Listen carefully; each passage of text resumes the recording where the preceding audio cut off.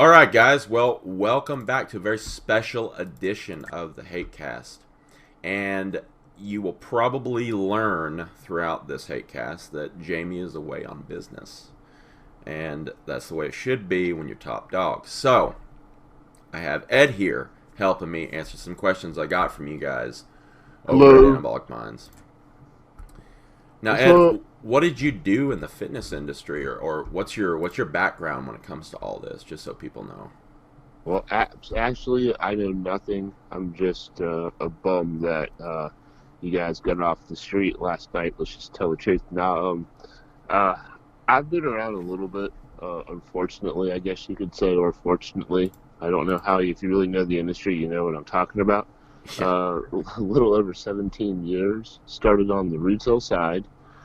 And I got into it like everybody else because, I enjoyed being healthy and I wanted to be able to get paid to work out. I mean, I think that's what everybody's ultimate goal was. And I responded well to lifting and all that. I was athlete, you name it.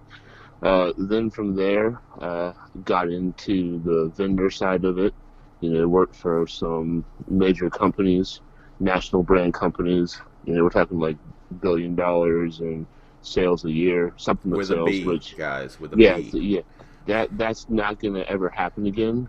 It never will happen again. There's too much competition in the marketplace, and it's different just in the past 5 years than what it used to be. So we'll never see that again. I guarantee it. Until inflation hits a certain point where a billion doesn't mean anything anymore. But anyways, I digress.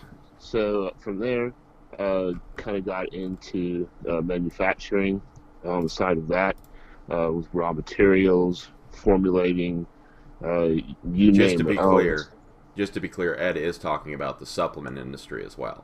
Yes, So, the supplement industry. yeah, Thank you very much, Bryce. I yeah, kind of get ahead of myself. that's okay. I'm the same way. But yeah, so the supplement industry, manufacturing, formulations, marketing, all of that stuff, basically.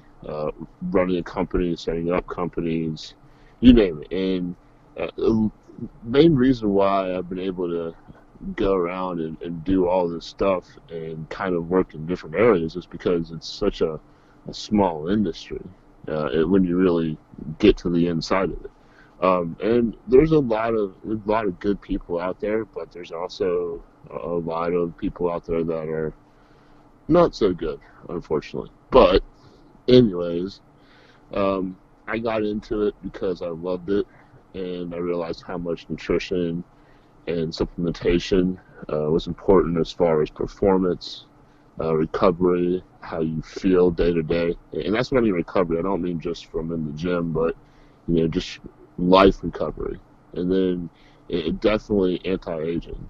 And if you're not thinking about anti-aging, I don't care how old you are, then um, I'm sorry.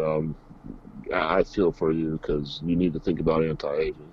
Because whenever you do anti-aging stuff, it always translates, and you see it in all other aspects of whatever you're trying to do, whether it's athletics, bodybuilding, power building, CrossFit, or whatever.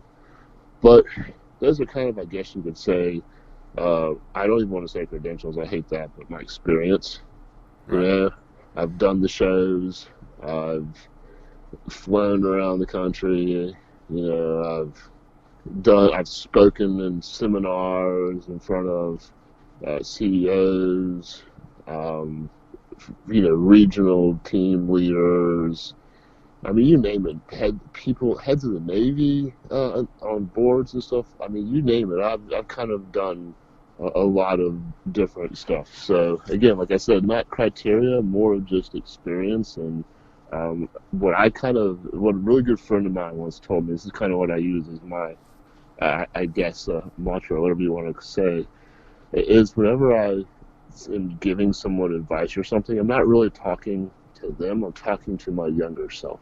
So just let that resonate a little bit, because that's basically what you're doing. Is you're using your experiences to kind of give advice to your younger self.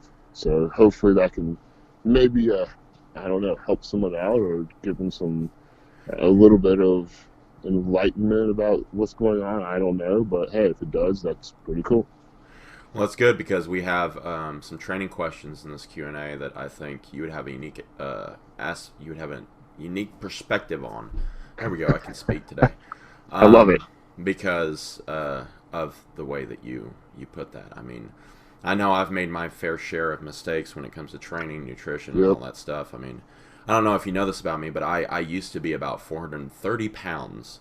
Oh, Um, dude, I was 275 when I bulked up, and I'm like 100% mesomorph. But we didn't have the YouTube when I was around, yeah.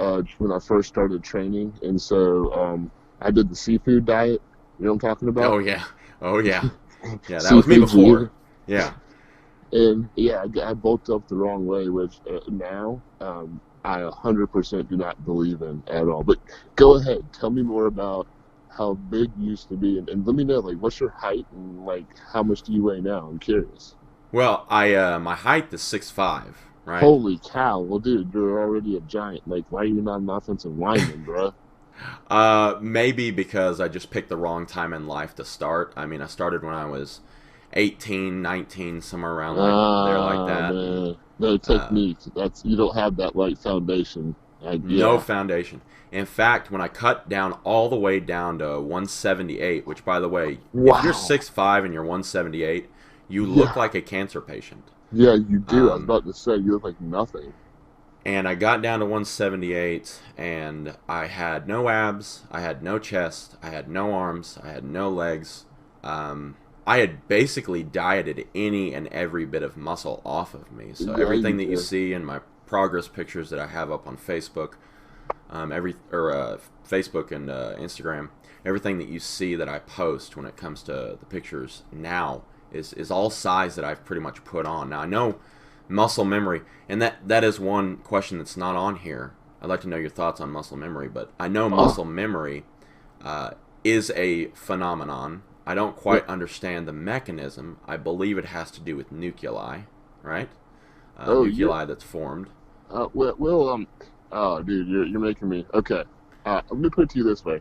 I love these questions because I feel like I have forgotten, more than I like know in my head. And so when you start asking me these questions, it just brings back so much. So, There you go. You're yes, flooded with it, yeah. yeah, when you're ready, man, whatever you tell me, All let's right. go.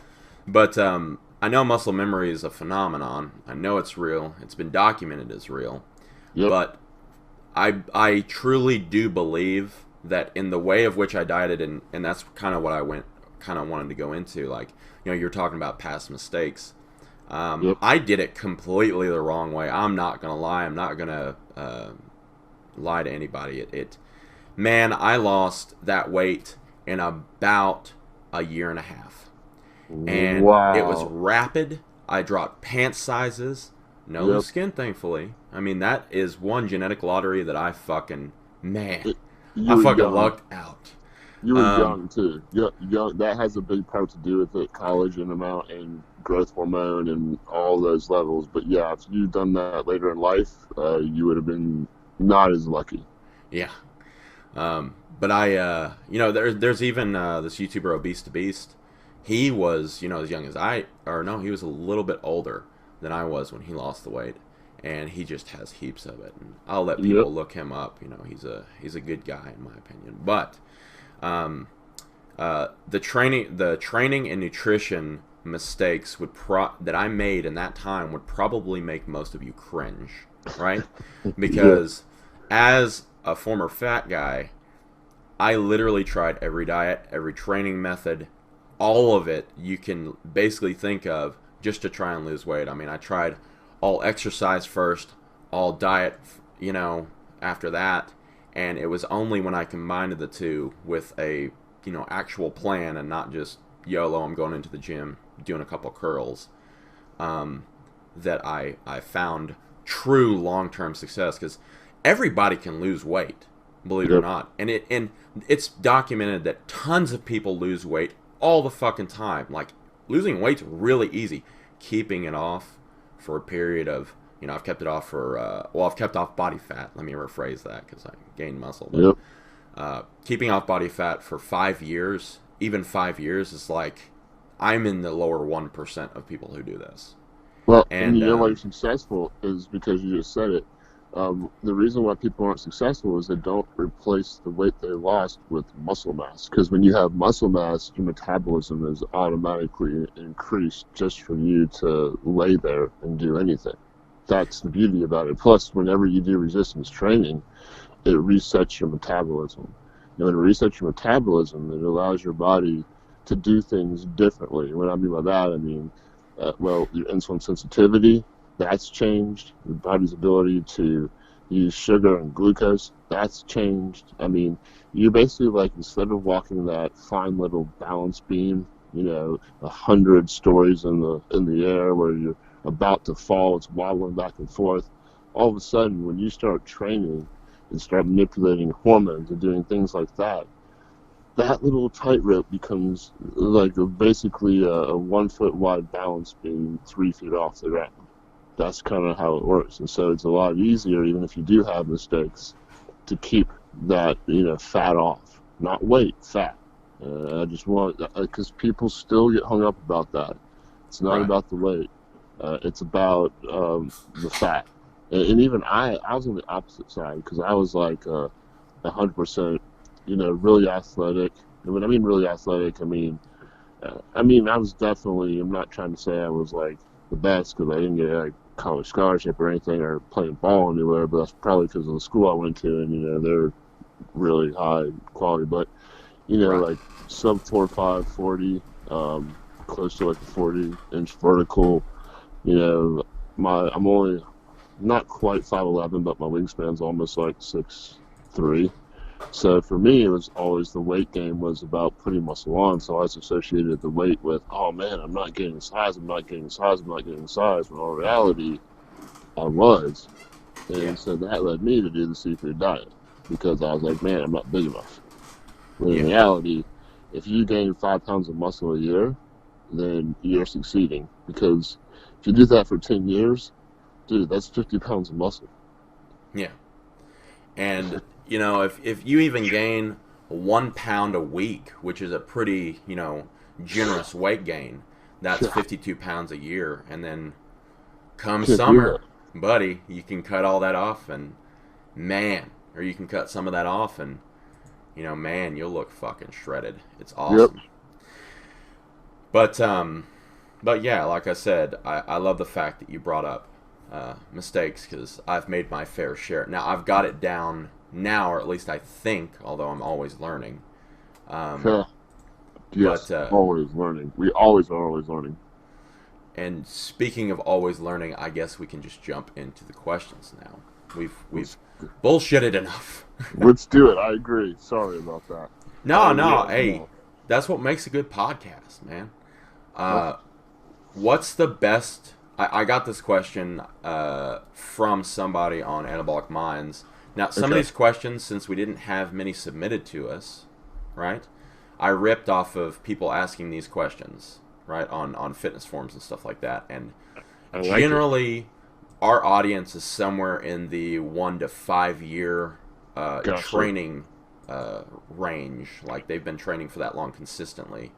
I feel anyway, because that's generally the type of people that will watch YouTube videos. And hey, all you guys have been at it for a long time, cool. But hopefully you can still learn something. But what's the best bench variant? Dumbbell, barbell, and they even wanted us to go over grip, right? Yep. So I'll let you go first. Okay. Well, see, that's great. And I guess the thing that can allow you to move the most is probably going to be dumbbells. And let me explain. So when we look at the bench press, it's all really about the movement of the humerus. And the humerus is the big bone in the arm that connects to the shoulder, where your bicep and your triceps surround it. Okay. And they're there for the flexion and contraction of the forearm and some other of the cool muscles and cool things like that, to simplify it. So what happens is when the humerus comes back at a specific angle close to the body, then you engage more of the pectoral muscles when you push the weight up. So when you're in like a barbell, uh, which I love barbells, for example, and Right. let's not discredit them because this is, and I'll explain the difference in a second. But for chest muscles and isolation and in actual, getting the muscles firing, definitely dumbbells because you can put the humerus straight back uh, towards the bench, squeezing your shoulder blades together, and then you can push forward and you can keep the humerus in the right position without allowing the scapula, shoulder blades, to come forward and getting a really nice like chest pump and a squeeze. I mean, that's going to be your ultimate chest contraction. Now, the barbell, what's cool about that is when done correctly, it's one of the big three. It's uh, ones that release the most growth hormone and most testosterone when you lift. The other, number one is squat, and number two is deadlift. However, most people can't do it correctly because of the angles with the humerus and the radius and the ulna, the bones in the forearms, and the hands. So So when what that you're comes into saying is the movement for most people, flat barbell bench press, is very inefficient. yes, and what Okay. it does is it puts stress on other muscle groups, which besides the chest. Okay, Right. so for example, you're talking to someone who the bench press, barbell bench press, was my number one exercise, and I was really good at it, my best all time. And this was when I was probably 24, I guess. So we're talking 15 years ago, Right. and I can't, bench press, barbell bench press anymore. I haven't for decades. But anyways, Yeah. my best all time was 535 for a triple. Okay. So, Wow.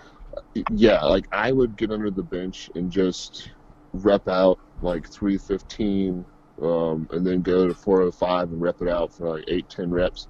And I would have the biggest pump in my entire chest, but also in shoulders, triceps, my whole kind of upper body. And what I didn't realize at the time was I was basically doing too much training, which we all do when we're young, I We've all think. been there. All been there and that. And for whatever reasons, I definitely probably just too much weight. I don't know. The next week, I tried to do 550 for a single. Couldn't get it. Didn't like. I was pushing the weight up, but just couldn't quite get it.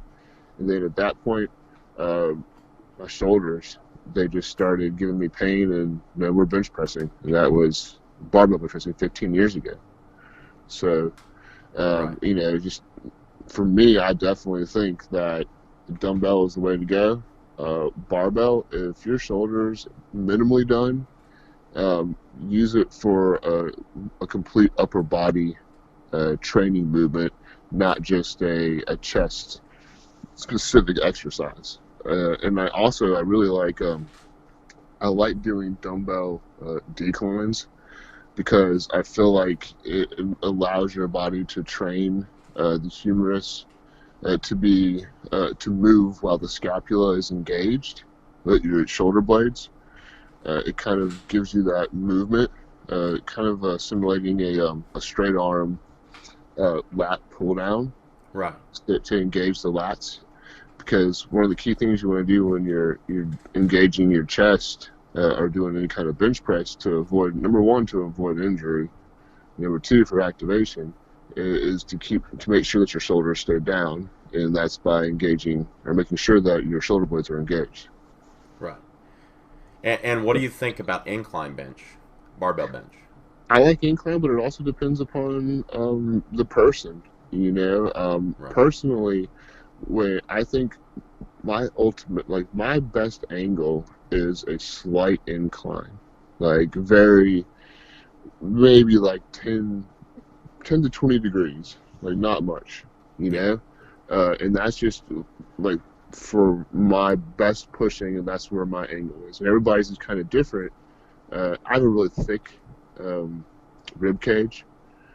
So again, some people have um, wider rib cages, like John Cena. Right. And so it's a little bit, kind of different. I'm more like Arnold with Right. like that, the deep kind of thick rib cage. Yeah. Uh, so it just kind of, I guess kind of depends on the person. So some people love the incline, and they claim it helps their upper chest grow. For me, um, I think if I like incline at a certain point, um, but I use it more for kind of like a combination of a rear delt, um, upper body stabilization type movement as opposed to just trying to get my upper pecs to grow. Yeah. Because I mean, the whole idea about lagging body parts in isolation is kind of BS, anyways. So I mean, That's your interesting, and body, we'll get into that. yeah, So, we'll do that later too. Yes. but for me personally, he's more of a science guy, and I'm more of a practical guy, right? Like, if you're a power lifter, Yep. absolutely include flat bench Oh, you because have that's to. your sport. That's your Uh, sport. Yep. if you're strongman, same thing. I think it has a host of benefits for strongman. Yes. CrossFit, if that's in your wad, I'm sorry, bro. Like, that's something you need to do. But Yep. as for bodybuilding, and that's, kind of where my wheelhouse is, the one that you can do consistently and get stronger on consistently, Yep. get more efficient at consistently. Progression Because, over time, right? right, because a mastery of a skill is just time, right? Yep. I mean, Yep. over at the end of the day, just like when you're learning to drive, you may hit a garbage can when you're, backing out the first time, but eventually it gets easier. Yep. And it's the same exact, and I know that's oversimplifying it, but it's the same exact thing with any movement in the gym, really. For my body type personally, because I'm a bit taller, my limbs are a bit longer, and stuff like that, I can really get a good stretch. I'm talking like a dumbbell fly stretch when it comes to barbell bench. Mm-hmm. Not many people can pull their elbows behind their Scapula. body like that. You Yep. know, Get the scapular rotation with the back, with the elbows. right, It's all really. It comes to shoulder mobility and shoulder flexibility. right. Um, that's where it all with your ability to bring your arms and your humerus and your elbow behind your back, so you have good flexibility uh, in your rib cage. Going backwards, whether it's how wide your clavicles are, or Yeah, whether it's just you have good structure, better, looser ligaments. Who knows? But it's just like it's you. You know what I mean? So when you're doing, I know what you're saying now. You just stick your chest up when you're doing a barbell bench press, and it's like boom, you're yeah. working the whole entire pectoral muscle. Yeah. But at the same time, I will kind of encourage trainees that haven't really mastered their bench form yet to really concentrate on not just engaging your chest. If you're going to do barbell, don't just engage your chest, please. Make sure that Yep. you're engaging your triceps. Yep. Push with your back. I know that seems uh, kind of weird. Like, if I'm doing bench, why would I push with my back? You can actually, once you develop a good set of lats, use your lats to push the weight too. Yep. And That's the truth. and if you can do all those things, I think that you can go ahead and do a barbell bench press. With good form, progressive overload, all that stuff. If you can't, if you have fucked up shoulders, if you have uh, tricep tendonitis, right? That's another one. I like dumbbells better for that because you can play around with the grip. I mean, that's one of the main benefits I feel of dumbbells is your grip Yes. is not limited.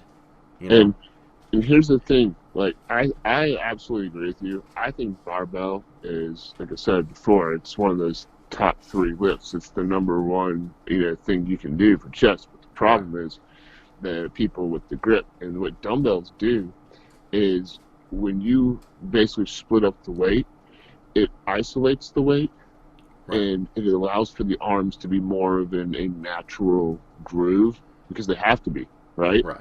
Like you can get away with having your left shoulder tucked and elbow coming out with the barbell a lot easier than you can, with the dumbbell. So, you know what? I want to change. Like, I definitely think barbell is the best variant, but I think that you should incorporate some kind of dumbbell movement for the simple fact to make the barbell work so that you can get proper form and proper activation of the right muscles and not end up hurting yourself doing a barbell bench press. And the good news on top of all that is to build a good chest, you actually, and I know this is going to be very controversial, but you don't need to use a barbell. It, No, it is the same yep, exact movement. The only difference is you will reach a point where you're like pressing 130s. Sometimes the way people dump can be a little bit problematic. I mean, I've seen a guy actually dislocate his shoulder from yeah, dumping 110s. Like, it just happens, right? So as long as you dump safe, once you're done with your dumbbell bench press, I think that is the safest variant. But at the same time, more bang for your buck is going to always be uh, barbells, and that's just because of the amount of weight that you can push, yep, and the all the muscles involved. Um, yep, the great thing about incline though is if you do have any shoulder issues, it can sometimes make those feel better, like Ed said, right? yep. And if here, you know what, crazy idea here, do flat bench, or flat dumbbell bench, and then if you really want to do barbell, do some incline. That's crazy, I know. Like two different bench variants. Woo, My man. mind just got blown, dude. Blown, Yeah. bro. But as far as the most effective flat bench, I believe, because of the weight that can be pushed, is the most effective. As for what's right for you, we gave you some options. I mean, and the great thing about all this fitness journey that we're all on is you don't need to do any movement. And I know that's controversial too, but you can find alternatives to basically everything. I know one Yep. guy who has like a screwed up back from rolling a Humvee in Iraq, right? And he can't squat because of sciatic nerve pain. He can do leg press, he can, and that's freaking great. Guy has an amazing set of legs, Yep. and that's fine. He just can't do it because it causes sciatic nerve pain. He can't do squats. So he found his variant. If you're uninjured, I'd suggest playing around with all of them. Like, try everything, right? Give it 4 weeks to see if you can really master the movement. Like, give it some time. But man, it's so fun finding out what's right for you. I mean, that's, I think, what got us all hooked in the first place. Like, doing curls and then doing bench and then seeing a little bit more muscle or a little less body fat in my case. But anyway, I digress too. That leads Hey, us Bryce. to, yeah, Hey, Bryce. Yeah, tell you something. You just said that some dude had nice legs. yeah, yeah. Hey man, hey man. You know what? No, no, no. See, because no, we're going straight into it. Okay, we're going straight into our question. It's a little bit out of order, but what Okay. got us both into lifting? And I'll go ahead and explain my reasonings after yours. So you go ahead. How did I get into lifting? Yeah. Okay. Man, I started when I was 12 years old. Probably Arnold Schwarzenegger, with, Conan the Barbarian. Um, Probably that is what I would guess. And then um, I actually started lifting seriously for high school. And when I went to school, we only had, at my school, we only had 10th, 11th, and 12th grade. So I, when I first started lifting and training, it was 10th grade PE or weightlifting class. Signed up for it.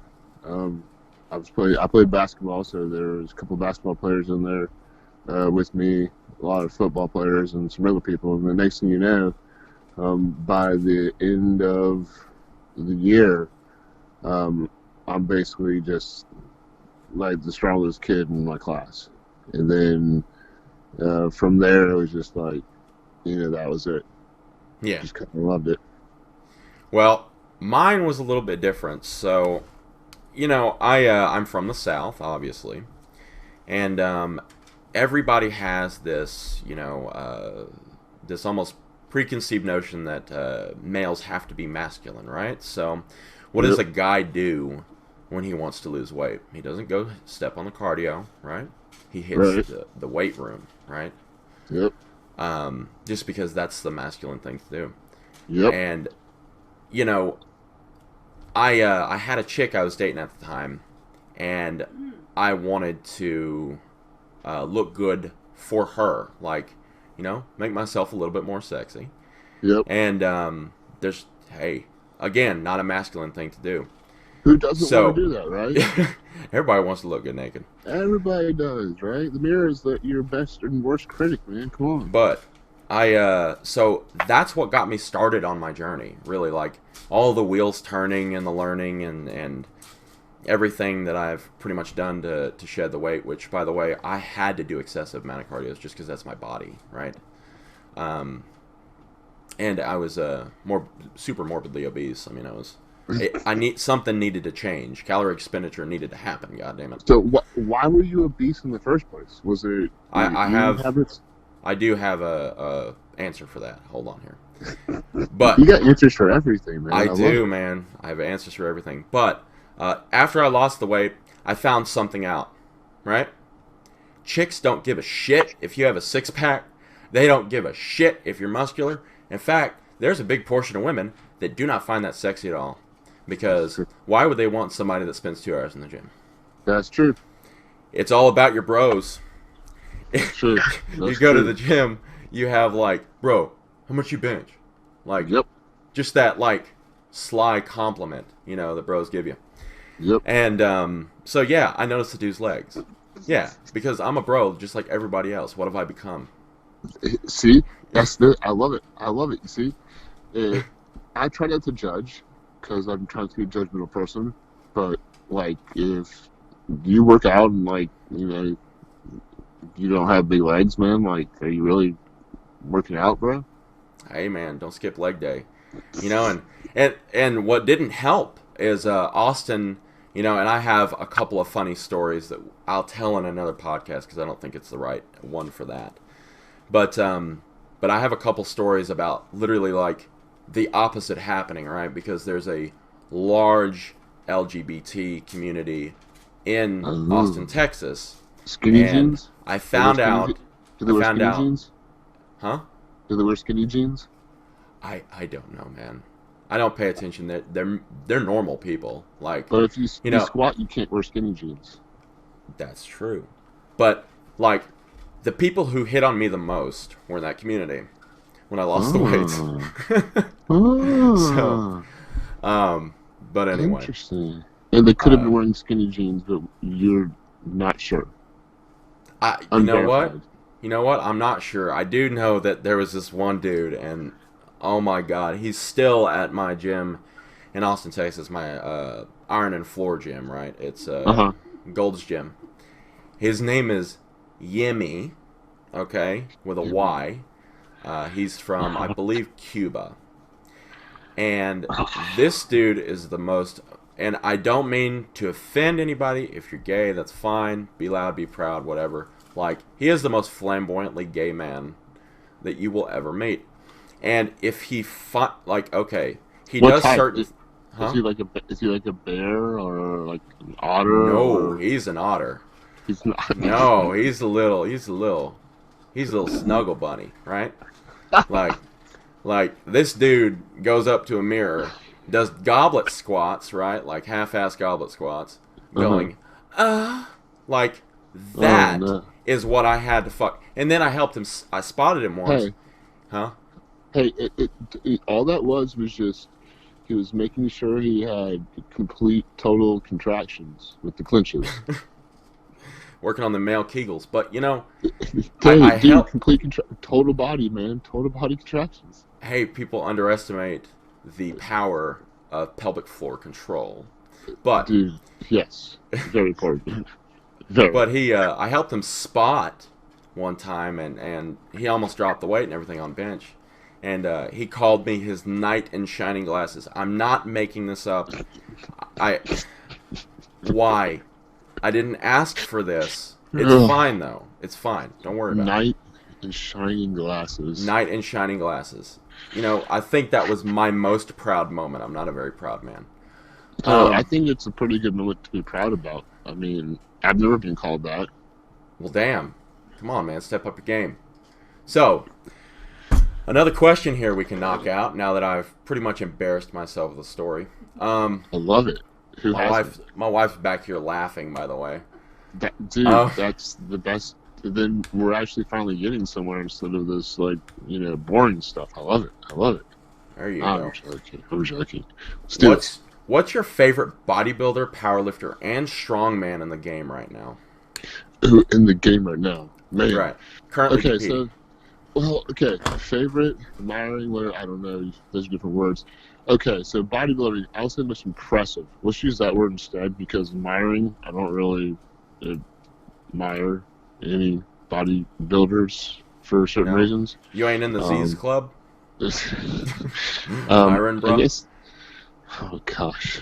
Okay, so anyways, the most uh, I guess unique or the person on top of his game, Phil Heath, is absolutely amazing at what he does. Right. I give that 100% for bodybuilding. I think that as long as he's doing it, there's some European, right, Eastern Bloc kids that my friend sends me these pictures of these dudes, and I'm like, dude, why you keep sending me these pictures? But he's gay and he's really close friends, so it's cool, and it's more of him just being like, I hate these kids because they're so big, type thing, because Yeah. he's got muscle dysmorphia, how I used to have muscle dysmorphia. And if you Oh, don't know yeah, what that yeah. is, it means like you basically think you're small even though you're not small. Right. Like he's a big dude, but above 200 pounds, but he still thinks he's like small. The biggest back I've ever seen in my life, but whatever. Anyway, so he sends me some of these pictures of these Eastern European like block kids, and they're tough, but it's genetics. It's not just like how big you are; it's your insertions. It's what you look like, and that's what kind of like I learned that it didn't matter how big you could get because I had friends that were competing and all of that stuff heavily in it, and um, they would never like one of my friends, he actually competed against Phil Heath before he turned pro Yeah. at junior nationals, and he said that, and this wasn't even in super heavy, this was in heavyweights, and if you don't know anything about competing, heavyweights is the second to heaviest class. So you think Phil Heath, you're like, dude, it's the biggest guy on the planet muscle wise, it should be super heavy. No, he comes out in like heavyweights, like closer to probably like 200, 205 pounds. And everybody looked at him and backstage and was like, dude, like this guy's in the wrong class. Like, why is he over here with us? It's because of his muscle insertions. Like that's genetics. Like you can't change that. You know what I mean? Yeah. So, admiring no, but I think he's the best and he's pretty freaking awesome. Now, powerlifting current. I mean, I like some of the guys, Shaws and all that stuff, but I mean, dude, uh, this is because I know the guy and I know he's in Kurt, but Bill Kazmaier is my bro, man. He is Kaz, yeah. absolutely amazing. I mean, talk about a good individual, a humble individual, someone that you'd want to hang out with. I mean, he lives in Alaska, for God's sake, and like, I'm sure probably like kills things with his bare hands. I mean, the dude's probably like just, I mean, when you meet these guys up in person, you realize that they're not just muscle big, like everything on them. Their arms are long, their hands are huge. It's like wow. But I'm gonna have to go with him. However, I used to also love. I loved Pujanowski. I mean, that dude was like the first power builder. I guess you could say it, but no one even called him that. But you know the term power building going around now. Yeah, yeah.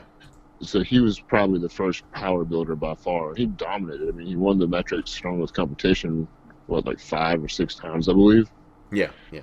So those are kind of the people that I really like. And then I'm really big into athletics, like football, basketball. However, I think NBA is okay. Ever since All right, man. Who's your favorite basketball player? Now, current, or all time? Now, because all time's gonna be rough. Yeah, all Now time you is, can probably pick a handful of guys and like kind of yeah. have one edge out. So Okay, well, all time, Michael Jordan, of course. I mean, number one, he went to my alma mater. Number two, he's the GOAT. Like, no one even compares to him. and Okay, he was in the movie Space Jams. dude, no one So even knows that. And he's a billionaire, billion with a B. He's there a you go. owner of a team, not a 50% owner, like 97% owner, like something ridiculous. Like he's the majority owner of the Hornets, He's like got by a underwear for lot, days.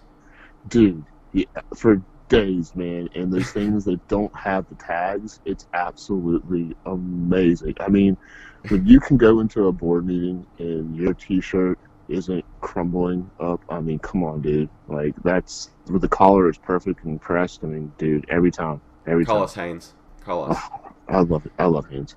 Okay, so I would say current basketball players. Ooh, I love it. Okay, so I like Curry just because he's from Charlotte, Yeah. like me.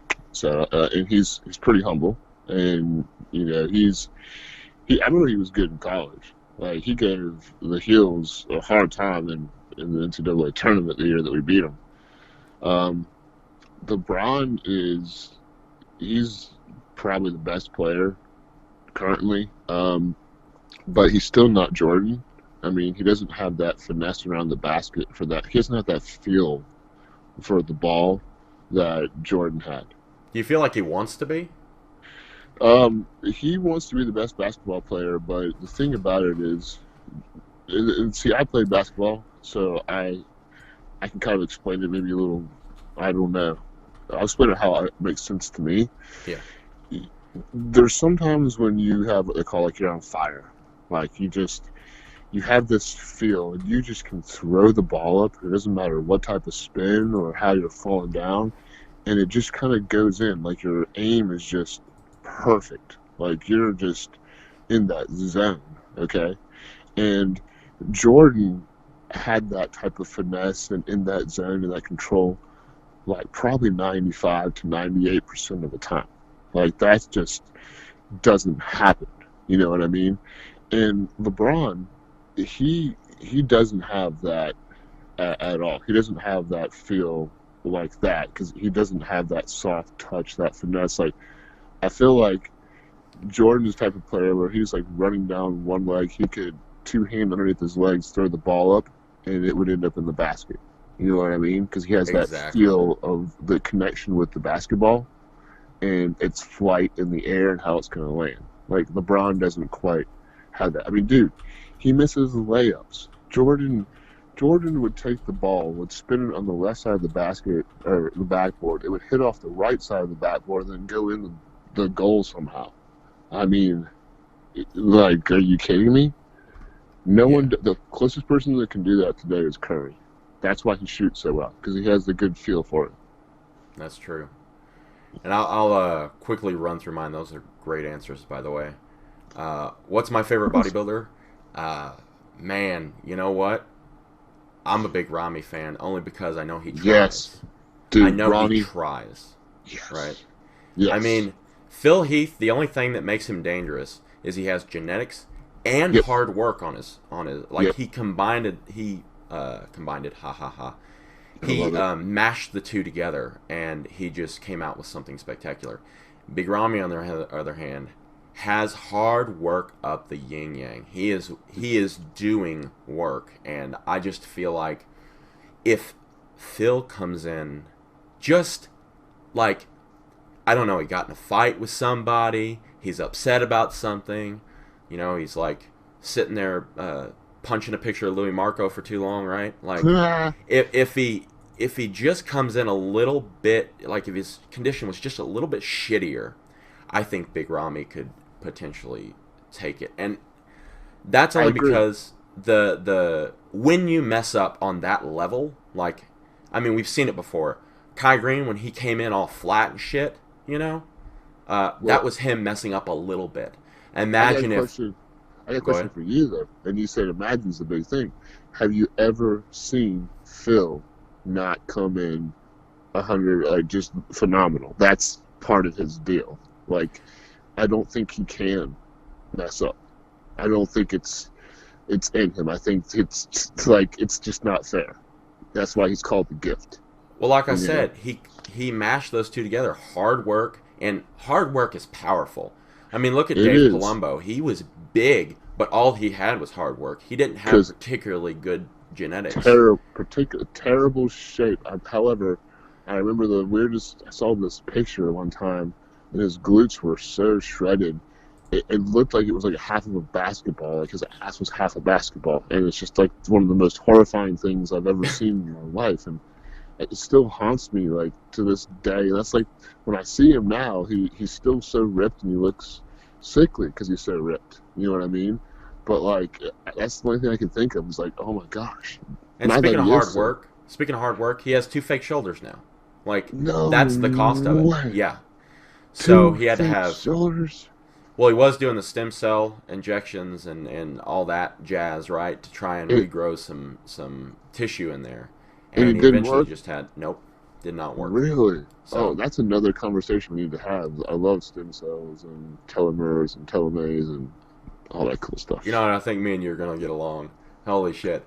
I Um. don't think so. I don't think so at all. Oh man. You're an asshole. Well, God. yeah. But hey, you know what? All men are until about the age of 60. Um. Um, no, until the age we die. Oh, there you go. Powerlifter. You know what? Call me a sucker. I know people gave him shit about using wraps, but fucking Dan Green. He just Okay. he doesn't have the normal powerlifter. I'm gonna have a power belly type look to him, and I absolutely love that he's more aesthetic, and Yes. and Power building.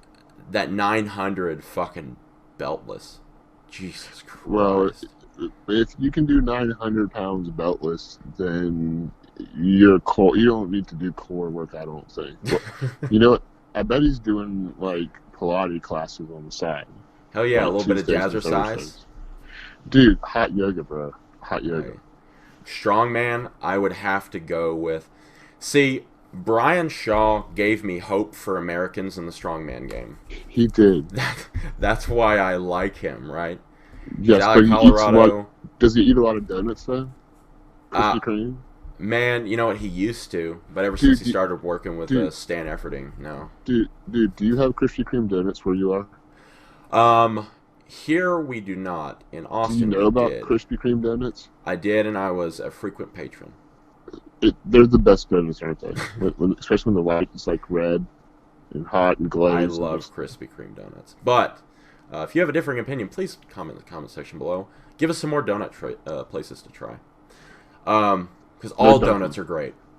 All donuts are great. Also, bonus question: basketball player. I'd have to go with Steve Curry too. Curry. Yep. I mean, he's almost if he put in more. I know he's a hardworking guy, right? But if he Hmm. just put in that much more, man, he would be unstoppable. You know? Yep. Well, Um, you know what? He only has one flaw, and it's not his fault. yeah, His brother is an asshole. that's true. He went to Duke. To be fair, our third question here, and I know we've gotten 4 questions out of the way. We have a total of 10, so stay with us, people. I Making keep progress. hearing. This was an individual who said, I keep hearing about people reducing carbs to lose weight. And this is actually directed towards me, and he gave me 2 questions that I kind of split up here because they're 2 different questions that I think we really need to dissect here. So I keep hearing people about people reducing carbs to lose weight, aka pulling calories from carbs. Why do they do Mm. that? Ooh. All right. So the simple reason why people do that is it deals with glucose manipulation and insulin levels. And you know, let me just say right now, like the biggest misconception I think people have about the weight loss process and the muscle building process in general is that they think that it's something that only happens part of the time. No, it's a constant, ongoing thing. The way that it works is that you just require a little bit more stored energy than your body is intaking every day, and you burn off the fat you have, or you basically use some more of the protein amino acids coming from your diet or other sources to build more muscle. And it's directed by hormones, which kind of tell your body how to do it. Right. So anyways, the reason why you take away carbs is because they're the easiest source of energy for your body to use.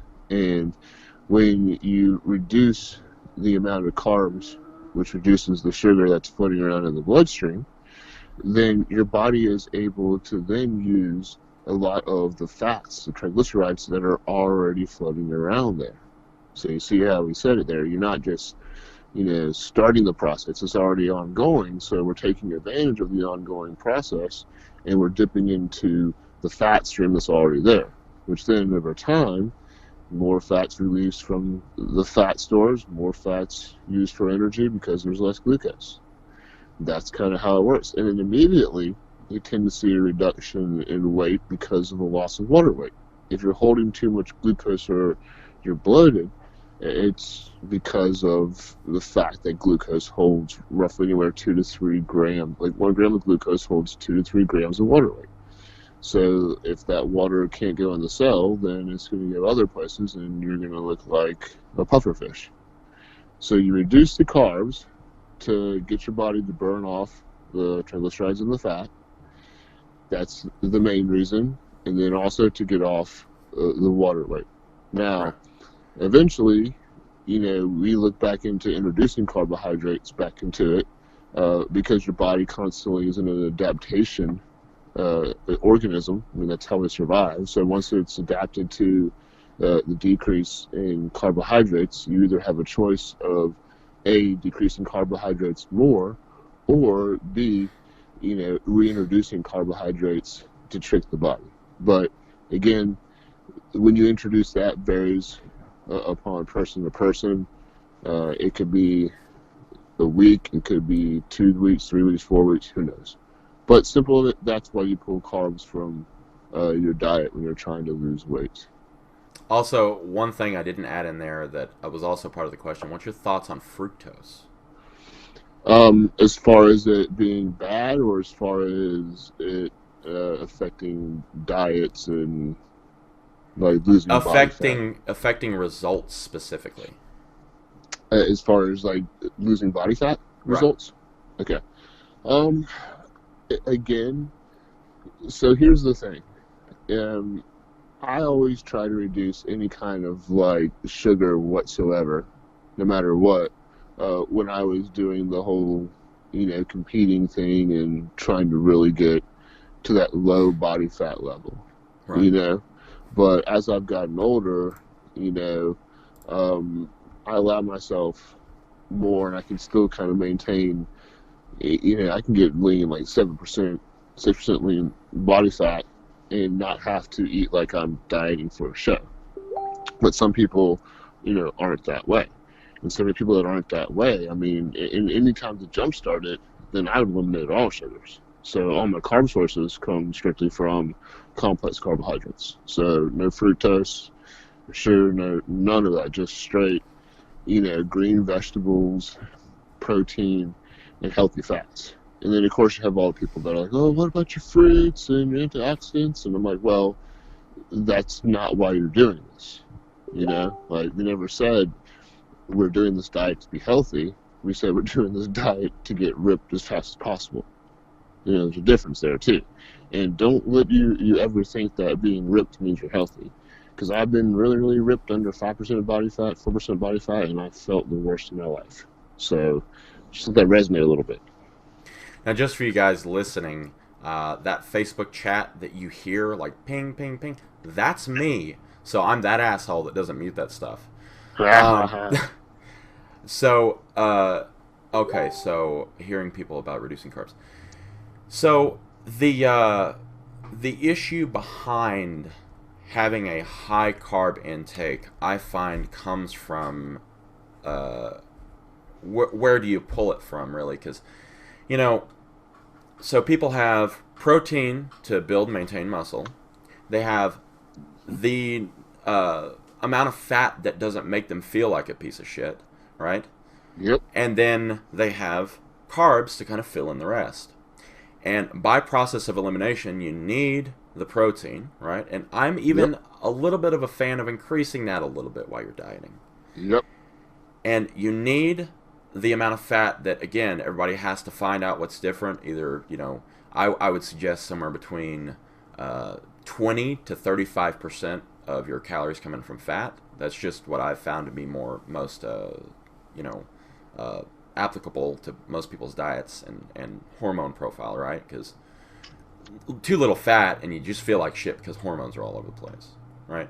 Yep. Other things that fats do, which you can get into, but we can get into on another podcast because I think fats would be an interesting topic to cover. But fat, very interesting. So that leaves carbs, which, by the way, are not necessary for your body to really function. I mean, people can go into keto. Realistically, you shouldn't be pulling your carbs so low or low enough to go into keto if you're just trying to get to like the 15 to 12% body fat range. Like even the 8%, like you can still have some carbs in. There's and no like need. not hate definitely. Life. Exactly. And it's just process of elimination for me. Like you have carbs that are just sitting there as fillers anyway, right? And as energy, of course, but in the grand scheme of things, like you could adjust to protein and fat, right? People do a keto diet all the time. But you just pull from those because they're there, and they're the things that you can pull from without really any detriment to your hormones or your muscle building. Or your muscle maintenance in this case. And I mean, that's pretty much my simple answer. And as for fructose, I don't honestly think, that it makes that big of a difference when it comes to body composition within that 8 to 20% range for men. Women, anything over like 27%, and you're not going to really feel that. That's going to matter much, right? Because women are a little bit different. We have to admit that. They are a little bit different with the way that they handle macronutrients. And we'll go, I mean, if you want us to do a podcast, if anyone's out there listening, they want us to do a podcast on like women and dieting and the specific stuff for them, like we can get a woman guest on if that makes, a difference. But I know the stuff, like, women tend to burn about roughly 50% intramuscular triglycerides and 50% visceral fat when they're doing cardio versus men who burn 60 to 70% visceral fat or visceral triglycerides, right, during cardio. But anyway, that's off on another tangent. But fructose really doesn't matter when you try and get leaner than 8%. 10%, something like that. And this is just for men, by the way. I'll have to look up the numbers for females. But when you get leaner than that, I believe that sugars and all the little minute details that makes Phil Heath so good, right, matter, right? But right now, all you need to concentrate is a simple energy deficit. If you don't want to count calories, fine. Energy deficit. Yep. And the best place to cause that energy deficit is through increased calorie burn through NEAT, right? Non-exercise activity.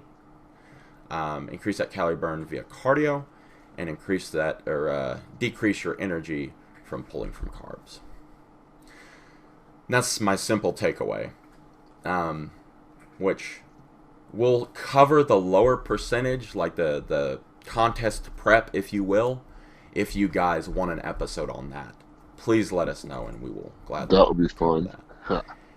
How do you... Okay, this one kind of has something to do with that, but I thought it would be interesting because people are always obsessed with manipulating water when it comes to competition, right? Yep. Oh my God. How do you manipulate water to make weight in competition? Anything related to the shedding of water of other than drinking less, right? So I'm going to let you go ahead and start while I gather my thoughts on that. Right, so water weight, like, when you're trying to manipulate water weight, I know, like, this is the funny thing, and some people are gonna. I've probably heard, and again, this is for competitions when people are ripping up, but a lot of people say that you limit your sodium, your salt. I disagree with doing that. Don't change it at all because your body gets used to whatever you're doing. I think the best way to manipulate water weight is you do like a water loading cycle. So you go up in large amounts of water and then you decrease. It takes about 4 to 5 days to really kind of get that to take place.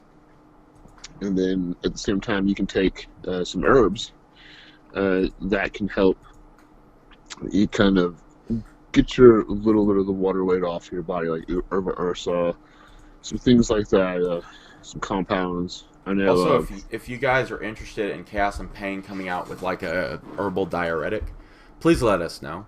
I mean, that's something that's very real within the realm of possibility, and if you guys want that, that's something we can work on. But go ahead, Ed. Sorry. Yeah, definitely. And I think that's like something where this is good for if you're get that beach trip that's coming up and you got like a week to go, or for the show, or I don't know, family reunion coming up in the summer, or meeting up with like an ex you haven't seen in a while. You just want to like look ripped and lean and freaking like sexy and awesome. That's when I think you'd want like a diuretic or to use these water weight kind of tricks. Otherwise, I don't think there's really a need to do it. You should just be drinking, in my opinion, a minimum of 120 ounces of water a day, which would be about roughly a gallon of water. So, because the more water you drink, then the more your body just keeps flushing everything out, and the kidneys work the right way. And then when you're able and you want to do stuff to manipulate the water loss, it works a lot easier, a lot better. Yeah. And let's see here. Hold on just a second. So, Okay, sorry, I'm answering messages. No pausing. So water weight. It depends on what competition you're going into, because sometimes you will need a drastic weight cut, which will require you to basically sip on like a cup or a cap full of water until you get the weigh in, and then you can gorge yourself terrible. on water. Yeah, I know, but it's a thing, right? Well, I mean, I've done it. That's why I say it's absolutely terrible. Like, man, you remember those fucking sweatsuits, those trash bags that people put on? also they had the wraps you put on underneath your body when you're working out for your abs and stuff. And I mean, just hot and heated. Oh yeah, dude. But there's just water dripping out of them. Yeah, it's crazy. I mean, you have to wring out the fucker. How many can or bottles of dip wash do you remember seeing too? Oh, I have no clue. But they're there. They're there. I love it. But how do you manipulate water? So for most people, you really shouldn't worry about this. If you're going on a competition now, it's just checking with your coach if you have a coach, and if you don't, simply just do anything and everything to shed the weight before competition. If you have more than 10 pounds to go, you're probably going to fuck your performance, generally, right? Yep. If you have anything under, like, just prepare. Like, preparing is the most powerful thing you can do. You don't need to manipulate water. When it comes to shedding... Bryce, go ahead. I gotta say something, man. Yeah. Here's one misconception I hear all the time, too, about shows and stuff. Hey, dude, like, if you're fat, losing the water weight ain't gonna get rid of the fat. So, no, you just need to diet more and not worry about the result of this show that much. I mean, hope your competitors are in worse shape than you are. Anyways, go on. And this is a little off topic too, but if you're taking anything like growth hormone or something like that, like, we don't endorse that, but if you are, that is something that will make you look even fatter if you're fat to begin with. Yep. So that water retention that you see is just a result of you being like lazy with your diet, and like you really should just cut down and stop blaming the water, right? Dude, 100%. But I mean, you can go from like drinking a gallon to like in 3-day cycles, like a gallon down to half a gallon, right? Down to like a liter, and then reset. And sometimes if you're trying to look crisp, that 3 day or you can even extend it out to 4 day or something like that, water reduction, which is long enough that it makes a difference, not Yep. long enough to affect aldosterone, Yep. which is that bitch of a hormone that says, I need all this water, don't shed it, stop, you know? But you can kind of, make it go high, make it go low, make it go high, make it go low. And eventually, if you start, that's why I don't suggest cutting out water for a week at a time, because that's long enough for aldosterone to spike up and for you to basically absorb any water and store it subcutaneously, right? Because aldosterone will say that that's the right thing to do.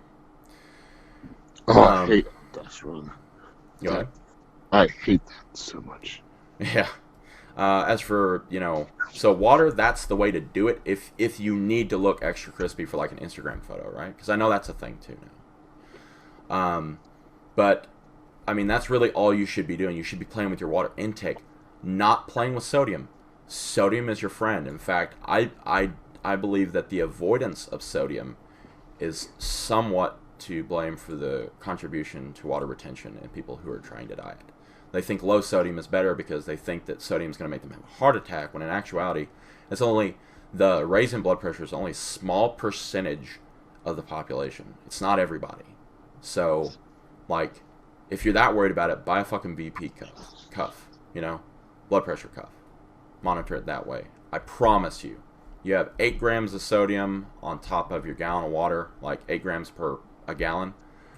If you're active and you're healthy, that ain't going to spike your blood pressure. It's going to be a performance enhancer. Bigger pumps, bro. Bigger pumps, yeah. bro. And, I mean, that's really all you should be doing. Now, the competition side the bodybuilding competition and the really paper crispy skin thing, we will cover in a different podcast, because that really is a longer discussion. Okay? And a lot of Lasix. Well, hey, I'm not a fan of Lasix, so we're going to have it out on that. Me either. Okay. Potassium sparing, damn it. So that brings us to our next question, and this, I think, is the one we're going to end it on. We can save the other questions because this is running kind of a little long. Could you talk so much, dude? You're long-winded. Oh my god, I know. Can you explain how to use claw? Right. This is specifically a question that I was inboxed on Anabolic Minds. Can you explain how to use claw, the best dosage, and hyper/hypothyroid issues with T2 if there is any? Dude, so is he asking if you can get hyperthyroid issues if you take T2? Right, which is the ingredient in claw, correct? Yeah. Oh, so okay, because I was trying to understand the sentence was put together so well. I know that I was, I'm just slow with things sometimes. Okay, personally, I like to spread out. Well, the way I do it when I'm trying to get ripped is I spread out the doses. Just do one, 3 times a day. This is what I personally works the best for me. Yeah. Make sure one of those doses is before training. Just try to get more from that spike in metabolism from the thyroid and all that stuff. So that's kind of the best way that I like to use it myself. As far as hypo or hyper, no, I don't know how it would be possible for claw to cause any issues with your body, your thyroid either working too much or not working enough. It's not going to. Doesn't have that ability. It's not possible for it to affect your thyroid that way. What it does is it supports the natural thyroid function, so that when your thyroid is being used properly and used at a larger rate, i.e. working out, then you're going to get more from it. Hence, that's why I personally like to use one of the doses again throughout the day, because your T3 levels and thyroid hormones and everything are going to spike at different times throughout the day.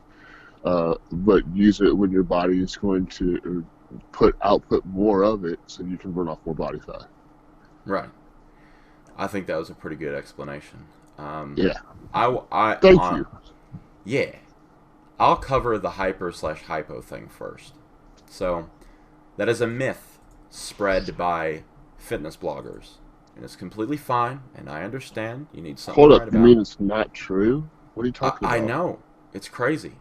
T2, what T2 does in the body, okay, is, let's just say, for the sake of this argument, I'm going to throw up some bullshit numbers. Don't, freak out. So, your natural thyroid production on the low end is a 1. And on the high end, like when your thyroid's ready to go, it has a raging boner, like it's good, man. It's looking for some metabolic action. That's a 10. Action. That's a fucking 10. Right? MA. Hashtag MA. So it bounces throughout the day from between 1 and 10. When you wake up, it could be a 6, right? After your first meal and you eat something, right? It could be a 4. And then when you go train, it could be a 7. Before you go to bed, it could be go ahead. Hey, also, and when you drink, it makes a 6 look like a 10. Right. And so you have all these different numbers that your T3, which is the active thyroid hormone in your body, does this little ping pong dance back and forth between. So what Claw does is it makes sure that whatever number you're at, let's just say you're at a 6, all of a sudden, like you take Claw, that's now at a 7 instead of a 6. Like it bumps it up a little bit. Now that can equate to, if my math adds up correctly, kind of around 50 to 100 calories a day of extra burn, right? If you manipulate T3 in that way, if my math is correct. And what that equates to over the short term, which is 1 day, not a lot. What that equates to over the week for your weekly energy deficit, that's a good amount, right? I mean, if I could burn 700 extra calories a week, I'm going to fucking do that, just by taking a pill. And I'm not saying that it's a miracle thing, but I'm saying that in the situation of a diet, it is a godsend, especially when you're trying to get really lean or you're trying to shed off a lot of weight. So, that is what Claw does. That is the active ingredients. That is what they do. It does not raise your 10 to an 11 because that would be outside of normal function. The only way to do that is to take actual thyroid hormone, which we do not condone, by the way. So, with that being said, the best dosage for me, the best dosage for me personally, right, is 4 capsules a day. I am 240 pounds right now. So, I'm also 6'5", so I'm kind of cheating a little bit. You beast. Trust me, I'm not actually that big. I'm okay. You know what? I get compliments, but it's okay. 240 pounds is still 240 pounds, no matter what 240 pounds is. Oh, yeah? Yep. Well, I've actually lost 14 pounds since the introduction of Claw in my diet, too, which was 4 to 5 weeks ago. I do large calorie deficits, too. Nice. Oh, I don't like calorie deficits. Makes me hangry. And you don't like me when I'm hangry. So the best you dosage don't for want me me hangry. Oh my god! Someone get this man some food, some donuts, some Krispy Kreme donuts. Dude, for real, I've been craving them for weeks now, and it's just doing the clean eating thing, all that stuff, and all I want is a Krispy Kreme donut, just off the press, hot. I mean, the ones that melt in your mouth. If you've never had one right from the conveyor belt, that's what I mean off the press. I mean off the conveyor belt. It melts in your mouth. Yeah, donuts is one of those things we can't have in the house because I just go through them. I go from one 12. donut to my face in the fucking donut bin, just eating 2 like at an a animal. time. Yeah. two at a time. You open up the tube, and it's like instead of drinking your protein shake or your pre-workout, you're downing donuts. Yeah. But the best dosage for me is you want to kind of with Claw you want to kind of line up your dosages with when you believe that your thyroid is most active. Like he said, pre-workout, it's a great time to take it. I like to take mine personally because of my schedule. 1 in the morning or 2 in the morning and 2 at night. I live dangerously, right? And T2 is not stimulatory, right? The stuff in Claw is not stimulatory, so it's not going to keep you up at night, which is why it's pretty cool for pre-bed dosages. Plus, your thyroid is going like haywire at night. So, Haywire. but that pretty much wraps it up. Now we have, I think, 5 more questions that we have here that we will answer in another Q&A. And I'd like to thank you all for watching. But to answer real quickly, Ed, the reason I never did tell you the reason I got 430 pounds. No. I found out that I have something genetically wrong with the way that my body handles leptin and ghrelin. Oh, we didn't even talk about leptin levels and leptin manipulation and all of that. Man, okay, go on. Man, Please. that's gonna be contest prep city though. Oh, dude, I used to love the cheat day, man. Oh, that one, hamburger. that one quote unquote free meal, but if you go off the rocker, your coach yells at you. Yeah. Well, dude, we'll talk about some other different things that I tried out when I was like bulking and stuff. But guess how many calories total my record is for one day? What's How many that? calories I've eaten in one day? What's Guess that? the record is. 10,000. 13.5. Okay, I've got you beat by a little bit with just mindlessly eating. No. I'm basically a competitive eater in remission, right? Because of the Hot dog ghrelin challenge. and How leptin many? issue. That's pretty awesome, dude. Can you do like 50 hot dogs in like 30 minutes? I have eaten, and this is per rough calculations when it comes to thinking back of what I ate one day in particular where I felt like a particular fat piece of shit, right? So I calculated out to something like 25,000 calories. Dude, that's more than Michael Phelps used to when he didn't know how to eat right. I mean, Oh, when he didn't know. Uh-oh, shots fired. well, dude, I pretty much guarantee you that he wasn't eating 13,000 pancake dinners and breakfasts this last Olympics like he was the first one. I know, he probably... You know what? Even then, he probably left some on the plate, too. And that's something people don't really You don't leave think food about. on the plate, bro. You have to get the T-shirt. Oh, man. You licked that sumbitch clean. You know what I'm talking about? You know how many T-shirts have you gotten for eating contests? None. What? It That was is something... sad. You know what? I swear, if... you know what? This needs to happen one day. Wayne, you and I all go out and get into an eating challenge. One of those Dude, eating challenge restaurants. my stomach has shrunk. I wouldn't be able to even do like what I ate the El Jefe one time, and I got a T-shirt. You know what? You're gonna have to take one for the team this time. I'm gonna force you into it. It'll be okay. I'll eat most of it. Don't worry. If you can eat most of it, I guess, but that's true. I never had a ringer on my team in a food eating competition before. They're gonna look at you and be like, "You're disqualified," or add like an extra, probably 4 to 5 pounds of meat, probably. It'd be okay. They don't have to know. They don't have to. But not qualified when you sign up. Oh man, you know what? If they disqualified everybody with a problem with leptin, they would probably be out of competitive eaters. I mean, that's pretty much what makes those guys the upper echelons of the quote unquote sport. I don't know if you call it a sport. Like, it's a fucking sport, I guess. It's. I don't know. How come some of them are so skinny then? You know what? I was asking the same thing about Matt Stoney. You ever watch some of his YouTube videos? Like, Man. what the heck? I don't know, honestly. Growth hormone, like hyper. That's gotta be thyroid. I mean, that's gotta be like, talk about hyperthyroid issue right there, right? You know what, man? I do truly believe that just like most of these Instagram guys that are like, I'm eating a buffet, I'm living life. Like, you know those guys on Instagram, right? They're Yep, like the yep, buffets, they're bodybuilders. They just up the yep, dose, right? Like they're yep, fucking using T3 so that they don't get fat. Like yep, that kind of ridiculousness. I'm betting yep. some of the same competitive eating guys do the same thing, Ugh. and I don't So did fucking you? blame them. They would be, dude. What if they're using like SARMs, bro? Like, No.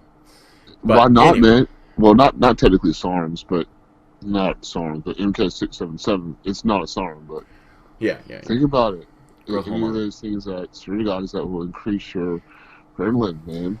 Well, it's also it also increases storage because it raises IGF-1, so they would technically get fatter. Well, that's true too. I was talking about the But eating part. I wasn't talking about the fatty part anymore. oh Those man. guys, that's just thyroid. That's all I think. But anyway, man, thanks for joining me today. And like I said, people, I'm sorry that Jamie couldn't join us. He has better things to do apparently. We're And not as we're not as important as he is, but that's cool. I yeah, mean, we know our places. but he'll be back on. Don't you guys worry. And like as Hey, always, like share on your social medias because that really does help this show become bigger, and that's what we want. We want Chaos and Pain Hatecast to be in every ear hole that we can find. And go ahead and subscribe if you're not already subscribed. And where can they find you, Ed?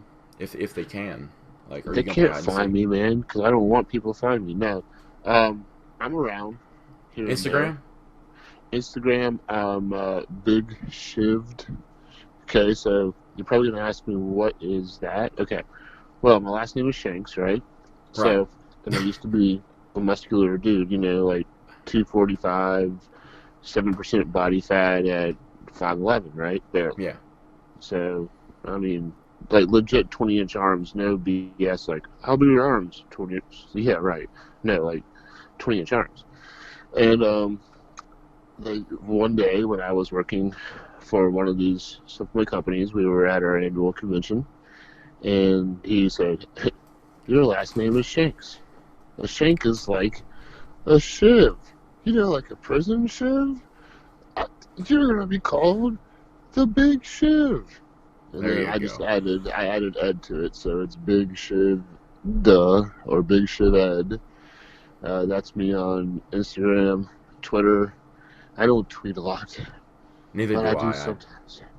I just Yeah. can't. I'm not a tweeter. I'm getting there, but yeah, you can find me there. I hang out there sometimes, anyways. All right, and you guys know where you can find me at Pyrobat on Instagram, or you can go ahead and send me messages on Facebook. You can send me messages on Anabolic Minds. Pyrobat pretty much everywhere. And that about does it, and thank you guys for watching. Thank you.